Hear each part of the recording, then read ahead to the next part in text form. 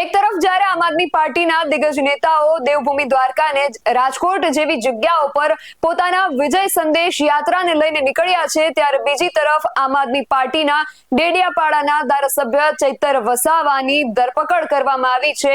ચૈતર વસાવા અને ભાજપના નેતા વચ્ચે ઘર્ષણ થયું હતું અને ચૈતર વસાવા અને ભાજપ શાસિત તાલુકા પંચાયતના પ્રમુખ વચ્ચે ઉગ્ર બોલાચાલી બાદ મારામારીનો બનાવ બન્યો હતો અને આ ઘટના તાલુકા સંકલન સમિતિની બેઠક દરમિયાન બની હતી અને હવે ચૈતર વસાવાની ધરપકડ કરવામાં આવી છે। શું છે સમગ્ર વિગત જાણીએ અહેવાલમાં। જય હિન્દ, BSI TV ન્યૂઝ પર આપની સાથે હું છું નિધિ ગઢવી। આમ આદમી પાર્ટીના ધારાસભ્ય ચૈતર વસાવા દ્વારા ડેડિયાપાડા તાલુકા પંચાયતના પ્રમુખ સંજય વસાવાને લાફા ઝીકવામાં આવ્યા હોવાનું ખુદ સંજય વસાવાએ સ્વીકાર્યું હતું અને આ ઘટના પાછળનું કારણ ધારાસભ્ય દ્વારા સાગબારા તાલુકાના પ્રમુખ ચંપાબેન વસાવાને અપશબ્દો બોલવામાં આવ્યા હોવાનું કહેવાઈ રહ્યું છે।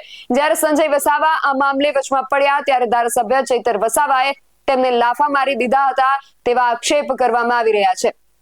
ધારાસભ્ય ચૈતર વસાવાએ મહિલા પ્રમુખને કથિત રીતે એવું પણ કહ્યું હતું કે અમે કહીએ છીએ તે પ્રમાણે કરવાનું, હું ધારાસભ્ય છું। આ ઘટનાને પગલે રાજકીય વર્તુળોમાં ભારે ચર્ચા જાગી છે અને હવે આ ધરપકડ બાદ આમ આદમી પાર્ટીના પ્રદેશ પ્રમુખ ઈશુદાન ગઢવી આકરા પાણીએ જોવા મળી રહ્યા છે અને આ બાબતને લઈને તેમણે શું પ્રતિક્રિયા આપી છે તે સાંભળીએ।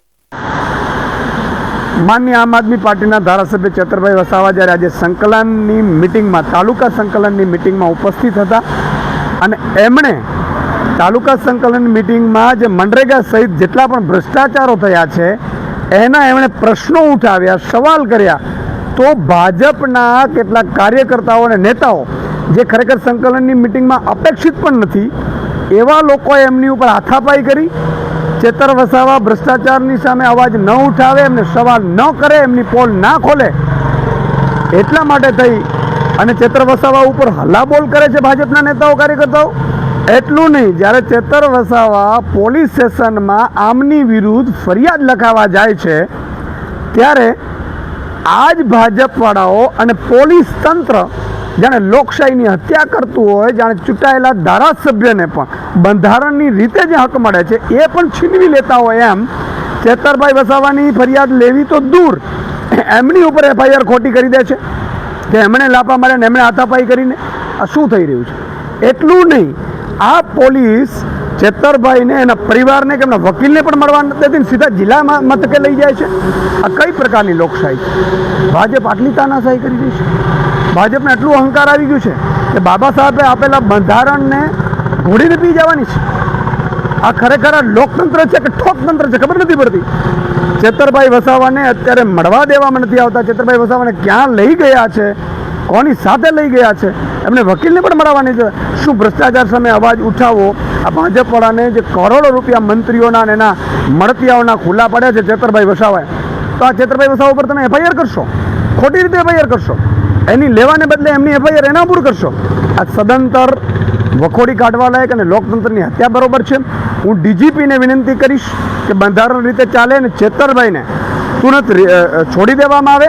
એટલું જ નહીં, ચૈતરભાઈએ જે ભાજપના નેતાઓ એમના ઉપર હુમલો કરે છે એમની ઉપર FIR લેવામાં આવે, એમની ઉપર તપાસ કરવામાં આવે અને યોગ્ય કાર્યવાહી કરવામાં આવે, સાથે જે ભ્રષ્ટાચાર થયા છે એ ભ્રષ્ટાચારની પણ યોગ્ય તપાસ થાય। ઈશુદાન ગઢવી સાથે હવે પ્રવીણ રામ સાથે પણ અમે વાત કરી, ત્યારે પ્રવીણ રામે આ બાબતને લઈને શું કહ્યું એ પણ સાંભળીએ।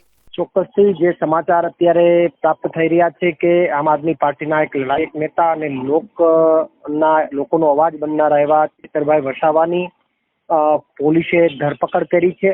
હજુ સુધી કયા કારણોને લઈને આ લોકોએ આવી કાર્યવાહી કરી છે એની પૂર્ણ માહિતી અમને પ્રાપ્ત નથી થઈ, પરંતુ કોઈ ભાજપના નેતા સાથેના ઘર્ષણમાં ચૈતરભાઈની આ લોકોએ ધરપકડ કરી છે એવા પ્રાથમિક સમાચારો મળી રહ્યા છે। ત્યારે અમારું ચોક્કસથી માનવું એવું છે કે આ સમગ્ર વસ્તુ જે છે એ ચૈતરભાઈના અવાજને, સમગ્ર આદિવાસી સમાજના અવાજને દબાવી દેવાનો ભાજપનો પ્લાનિંગ પૂર્વક ભરેલો આખો કારસો છે।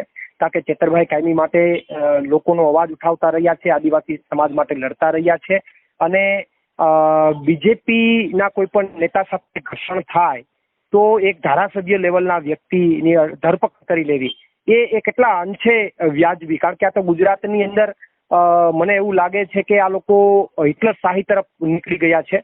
કારણ કે સત્તાધારી પક્ષની સામે જનતાના હિત માટે, જનતાના પ્રશ્નોના સોલ્યુશન માટે સત્તાધારી પક્ષમાં સાથે અને અધિકારીઓ સાથે વિપક્ષના નેતાના ઘર્ષણો થવાના જ. અને એક પાતો પ્રોસેસ છે લોકોને ન્યાય અપાવવા માટે.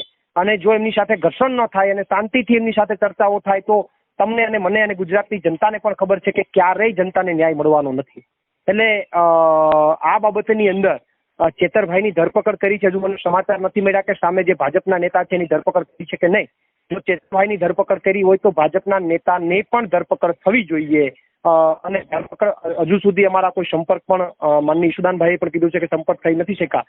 તો તાત્કાલિક ધોરણે આ બાબતે માહિતી મેળવી અને આમ આદમી પાર્ટી પોતાનું સ્ટેન્ડ ક્લિયર કટ નક્કી કરશે. અને પ્રવીણભાઈ, હવે આમાં આમ આદમી પાર્ટી આગળ શું પગલાં લઈ શકે છે?